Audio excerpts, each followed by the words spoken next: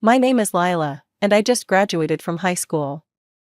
I live, or should I say lived, with my parents, Sarah and David Mitchell, in a modest two-story house in Pennsylvania. There's also my older brother Jake, though he moved out a few years ago to a nearby city. He's 25 now, 7 years older than me, and has always been the golden child of our family. Growing up, I watched how my parents bent over backwards to give Jake everything he wanted. If he showed even the slightest interest in something, they'd jump at the chance to support him. Hockey? They bought him the most expensive gear. Drawing? The finest art supplies. Skateboarding? A custom-made board. It didn't matter that he'd get bored after a few months and move on to the next thing, they were always ready to fund his next adventure. I remember this one Christmas that really stuck with me. Jake's birthday is a week before Christmas, and that year, when he turned 16, my parents bought him this super expensive gaming computer he'd been talking about nonstop. Must have cost them a fortune. Come Christmas morning, all I got was a card saying Merry Christmas. They said they'd run out of money. That's pretty much how it always went. Jake's birthdays were these huge celebrations with awesome presents, and I'd get whatever was left over at Christmas, if anything at all. My parents never really bothered with my birthdays. A small cake, maybe a new shirt or some school supplies, that was about it. No parties, no celebrations, nothing special. That's why I was completely thrown off when they sat me down in our living room last week, just days after my graduation. Lila, Mom said, smoothing her shirt like she always does when she's trying to appear casual, we've been thinking. You're turning 18 soon, and it's a big milestone. We want to throw you a proper party. I nearly choked on my coffee. A party? I asked, sure I must have heard wrong. Dad nodded, looking unusually enthusiastic. Yes, sweetheart. We'll invite the whole family, make it a real celebration. I sat there, staring at them both, trying to figure out what the catch was. My parents aren't the type to suddenly change their ways without a reason. Something was up, I could feel it in my gut. Why now? I asked, trying to keep the suspicion out of my voice. You've never wanted to throw me a party before. Well, you're graduating high school, going to college soon, Mom said, waving her hand dismissively. It's different now. You're becoming an adult. I nodded slowly, but something didn't feel right. The way they were acting, the sudden interest in celebrating my birthday, it was all too convenient. But I couldn't put my finger on what exactly was wrong. Over the next few days, I actually started getting excited about the party. Maybe I'd been too quick to judge my parents' intentions. After all, it made sense, I was turning 18, had just graduated with honors, and was heading off to college soon. Perhaps they'd finally realized that I deserved some recognition too. I kept catching Mom on the phone, talking in hushed tones about party arrangements. She was ordering a fancy cake from the local bakery, planning out decorations, and putting together a guest list. Dad seemed unusually invested too, cleaning up the backyard and fixing that wobbly patio furniture he'd been ignoring for months. Do you need any help? I offered one afternoon, finding Mom in the kitchen surrounded by party planning notes. She jumped slightly, quickly shuffling some papers together. No, sweetie. We want this to be a surprise. Just focus on enjoying your special day. I shrugged and grabbed an apple from the fruit bowl. Okay, if you're sure. By the way, is Jake coming? Of course he is, Mom replied, but something in her voice sounded off. He wouldn't miss his little sister's big day. I wanted to believe her, but Jake hadn't returned any of my texts in the past week. Typical Jake, really, always too busy with his own life to care about anyone else's. 2 days before the party, I was heading downstairs to get a glass of water when I heard my parents talking in the kitchen. I normally wouldn't eavesdrop, but something in Dad's tone made me pause at the top of the stairs. David, are you sure everything will be perfect? Mom's voice was tense. Your mother is very particular about these things. I froze. Grandma Eleanor was coming? She lived in Massachusetts and rarely visited us. The last time I'd seen her was almost 2 years ago. Sarah, we have to make this work, Dad replied urgently. Mom needs to see that we're making an effort with Lila. You know how she gets about how we treat the kids. I know. She's always going on about how we favor Jake. And we can't afford to upset her right now. That money she gave us last year is the only thing keeping us afloat. If she decides to stop helping us. Their voices dropped lower, but I'd heard enough. Everything suddenly made sense, the sudden interest in my birthday, the elaborate party plans, all of it. This wasn't about me at all. This was about impressing Grandma Eleanor. I slid down to sit on the top step, my throat tight with disappointment. Grandma Eleanor had always been different from my parents. She saw through Jake's charm and actually paid attention to me. Every time she visited, she'd point out how unfairly my parents treated me compared to Jake. And I knew she was wealthy. She lived in this beautiful historic house in Massachusetts and had helped my parents financially several times over the years. The pieces all fell into place. My parents weren't throwing this party to celebrate my achievements or to make up for years of neglect. They were doing it to put on a show for Grandma Eleanor, to convince her they were good parents who treated both their children equally. They were trying to secure their financial lifeline. The morning of my birthday, I woke up to the sound of voices and my mother's overly cheerful tone floating up from outside. I peered through my bedroom window and my heart leaped. There was Grandma Eleanor, climbing out of her practical Toyota Camry. I threw on some clothes and rushed downstairs, nearly colliding with Dad in the hallway. The moment she saw me, Grandma Eleanor's face lit up with genuine warmth, something I hadn't seen much of in our house lately. She opened her arms wide, and I practically ran into them. "There's my beautiful girl." She hugged me tight, smelling of fresh-baked cookies and that mild lavender soap she always used. When she pulled back, her eyes were sparkling. "Let me look at you properly.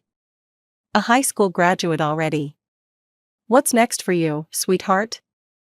We moved into the living room, where Mom had already arranged the furniture to look like something out of a home decor magazine. I sat next to Grandma on the sofa while my parents perched nervously on the edge of their seats. "Well," I started, trying to ignore my mother's intense stare, "I actually got accepted to several colleges. 2 of them offered me spots." "That's wonderful." Grandma squeezed my hand. "Tell me about them." "The state university offered me a full scholarship," I explained, watching my parents nod approvingly. "And then there's Brington College." I hesitated, knowing my parents thought this option was off the table. "It's a really prestigious private school, but the tuition is about $25,000 a year." Grandma Eleanor nodded thoughtfully, a small smile playing at her lips. She didn't say anything, but something in her expression made me wonder if she was already forming plans of her own. The doorbell started ringing as guests arrived, first Aunt Marie and Uncle Bob, then my cousins, followed by some family friends. Mom rushed around, playing the perfect hostess, while Dad manned the grill in the backyard. But there was one person notably absent, Jake. I tried calling him 3 times, but each time it went straight to voicemail. I asked my mom about him, and she replied he was busy with his auto parts company, but would definitely find time to congratulate me later. The party was in full swing by mid-afternoon. The backyard was filled with the chatter of relatives, family friends, and the smell of grilled food. I tried to enjoy myself, but I couldn't shake the weird vibe coming from my parents. They kept hovering around Grandma Eleanor like anxious satellites, making sure her glass was always full and her plate never empty. I was just finishing a piece of birthday cake when Grandma Eleanor suddenly stood up, tapping her fork against her glass. The chatter died down as everyone turned to look at her. "I'd like to say something," she announced, her voice carrying across the yard. "Today, we're celebrating not just Lila's 18th birthday, but also her acceptance into college." She smiled warmly at me. "Lila, honey, I've watched you grow up into an incredible young woman. Unlike some people," she paused meaningfully, "you've always worked hard and never taken anything for granted." My parents shifted uncomfortably in their chairs. I could see Mom's fingers nervously shredding a paper napkin. When you told me about your acceptance to Brinkton College, Grandma continued, I could see how much you wanted to go there, even though you thought it was out of reach. She reached into her purse and pulled out an envelope. That's why I've decided to give you a special gift. She walked over and handed me the envelope. My hands were shaking as I opened it. Inside was a check. When I saw the amount, I thought I was seeing things wrong. I blinked and looked again.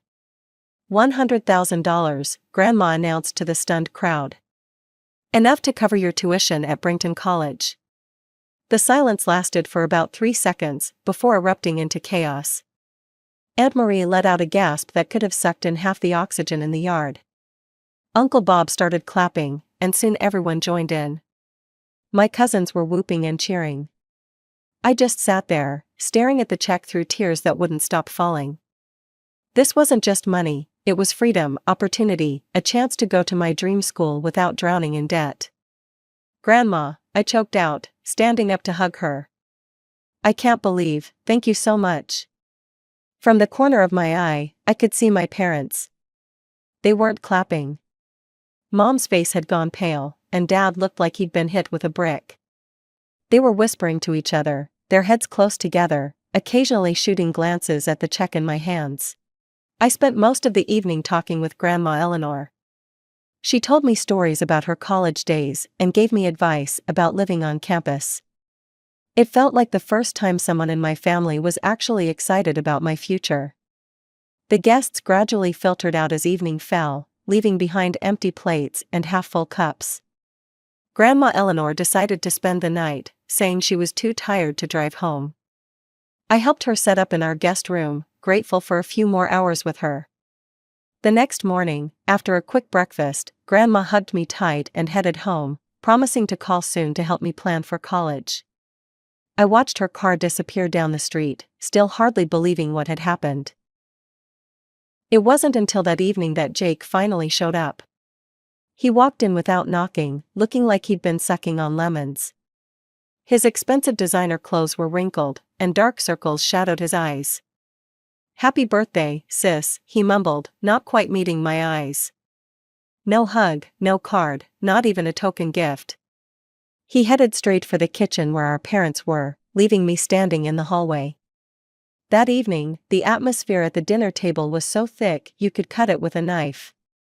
Jake sat across from me, slouched in his chair and playing with his phone. Dad cleared his throat several times before finally speaking. Lila, honey, we need to have a serious family discussion, he began, setting down his fork. Your brother's been going through a difficult time. His auto parts business, well, things haven't been going as planned. Jake suddenly looked up from his phone, his face drawn. The banks are breathing down my neck, he muttered. I took out some loans to expand the business, but the market crashed, and now they want their money back. I couldn't help but scoff. Really? Because your Instagram shows you vacationing in Hawaii, just last month. With different girls in every photo, by the way. Stay out of my social media, Jake snapped, his face reddening. That's none of your business. Calm down, both of you, Dad interrupted. Lila, this is serious. Your brother could lose everything. I pushed my plate away, my appetite gone. What does any of this have to do with me? Mom and Dad exchanged one of their loaded looks, the kind that made it clear they'd rehearsed this conversation. Well, sweetheart, Mom said, her voice honey-sweet, family always helps family. That's what we've always taught you, right? My blood ran cold as I started to understand where this was going. We think, Dad continued, that the money Grandma gave you could really help Jake out of this situation.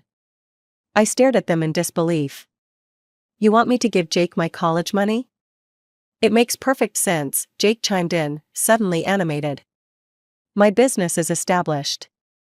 It's more important than some college degree you might not even use.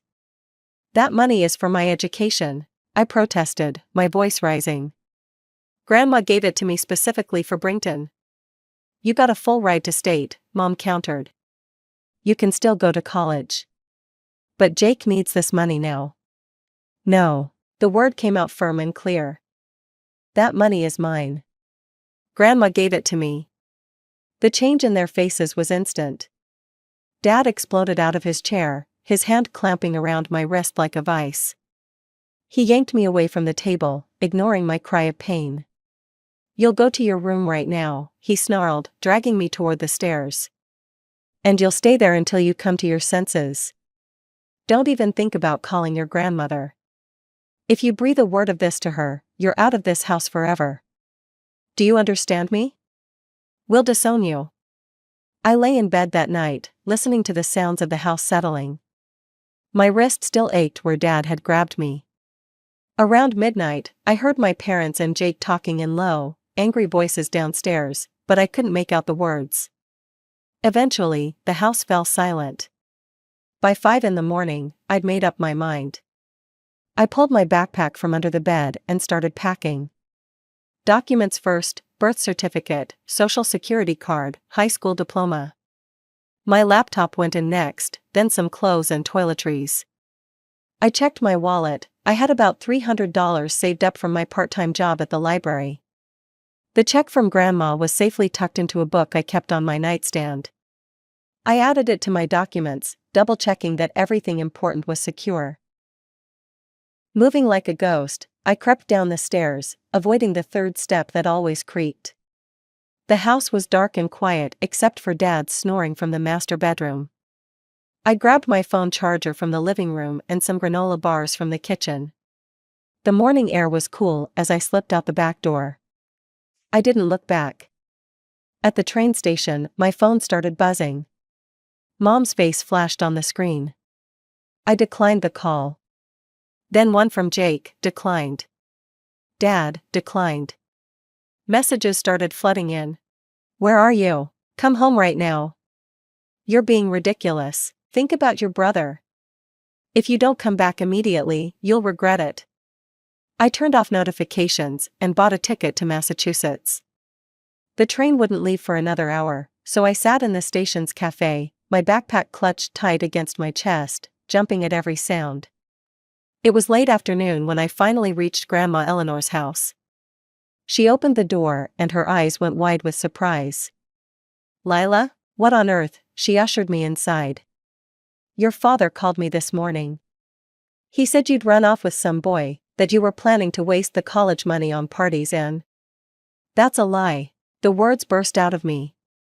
"They wanted me to give the money to Jake. His business is failing, and they tried to force me to give him my college fund.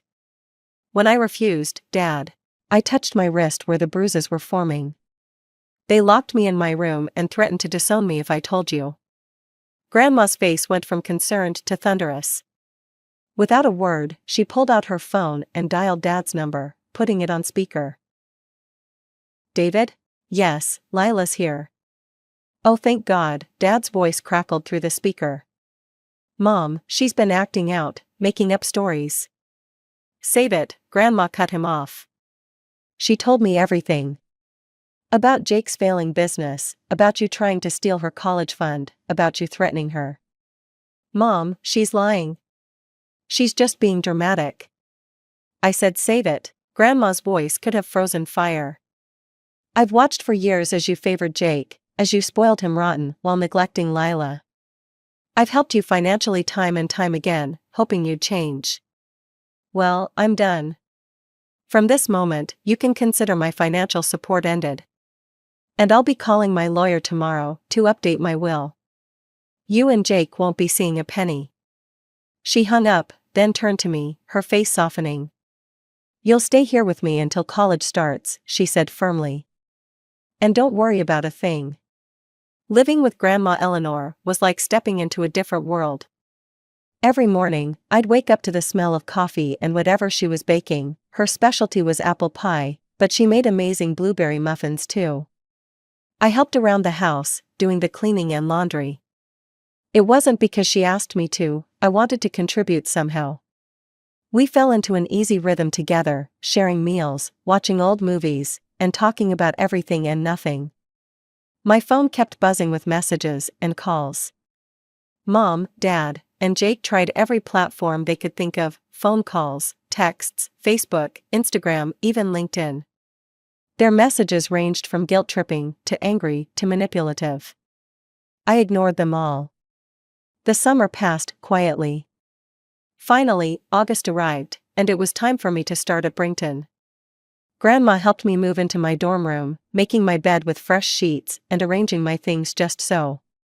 My roommate, Sarah, seemed nice, and for the first time in my life, I felt truly excited about my future. The first month of college was a whirlwind of new experiences. Classes were challenging but fascinating, I was making friends, and I'd even joined the campus newspaper. For once, I wasn't living in Jake's shadow, I was just Lila, finding my own path. Then one Tuesday, my resident advisor knocked on my door. "Lila, your parents are here.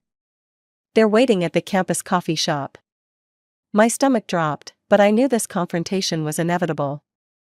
I found them sitting at a corner table, both looking somewhat deflated compared to the last time I'd seen them. "Lila," Mom reached for my hand, but I kept them firmly in my lap. "You look good. What do you want?" I asked, getting straight to the point. Dad shifted uncomfortably. We wanted to apologize. We were wrong to try to take your college money. We were wrong to threaten you. We were wrong about a lot of things." I waited, knowing there was more. "There always was with them.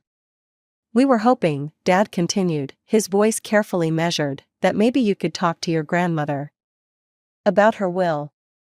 We're not asking for your money anymore, but—" "No," I said simply. "If you want to fix things with Grandma, you'll have to talk to her yourselves. I'm not getting involved." They exchanged frustrated looks. "Lila, be reasonable," Dad started. "I am being reasonable. For the first time in my life, I'm putting myself first. If you want to repair your relationship with Grandma, that's between you and her." Mom's face hardened. "So that's it? You won't help your family at all?" I stood up, gathering my things. "You know what's funny? When you wanted my college money, it was family helps family. But you never helped me, ever. It only goes one way with you, doesn't it?" 2 months into my first semester at Brington, I got a call from Aunt Marie. I almost didn't answer, she'd always been closer to Mom's side of things, but something made me pick up. "Lila, are you sitting down?" Her voice was hushed, like she was sharing state secrets. "I thought you should know what's happening back home. Jake's business, it's completely gone under. He owes the banks hundreds of thousands. He's moved back in with your parents." I let that sink in. The mighty Jake, who'd always looked down on my modest college plans, was back in his childhood bedroom. "Your parents," Aunt Marie continued, "they're spending their retirement savings to help him with the debts. They're talking about taking out a second mortgage on the house." Later that same week, Grandma called. "I had some visitors today," she said, and I could hear the weariness in her voice. "Your parents showed up on my doorstep. They were begging me to help with Jake's debts. Said they were going to lose everything." She paused. I told them no.